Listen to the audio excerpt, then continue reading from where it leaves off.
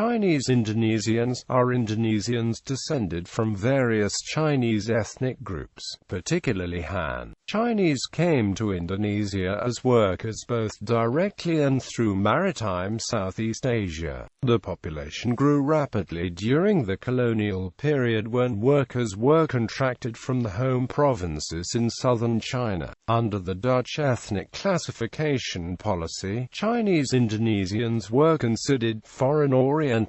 As such, they struggled to enter the colonial and national socio-political scene, despite successes in their economic endeavors. Evidence of discrimination against Chinese Indonesians can be found throughout the history of Indonesia, although government policies implemented since 1998 have attempted to redress this. Resentment of ethnic Chinese economic aptitude grew in the 1950s as native Indonesian merchants felt they could not remain competitive. In some cases, government action only propagated the stereotype that ethnic Chinese-owned conglomerates were corrupt. Although the 1997 Asian financial crisis severely disrupted the business activities, reform of government policy and legislation removed a number of political and social restrictions on Chinese Indonesians. Indonesia's 2010 census reported more than 2.8 million self-identified ethnic Chinese, 1.20% of the country's population. However, other sources stated that there are about 10 to 12 million Chinese living in the country, mostly a half Chinese like Peranakan, Straits Chinese, etc., and other Indonesians who have Chinese descent, making up 5 to 6% of Indonesia population. The development of local Chinese society and culture is based upon three pillars: clan associations, ethnic media, and Chinese language schools.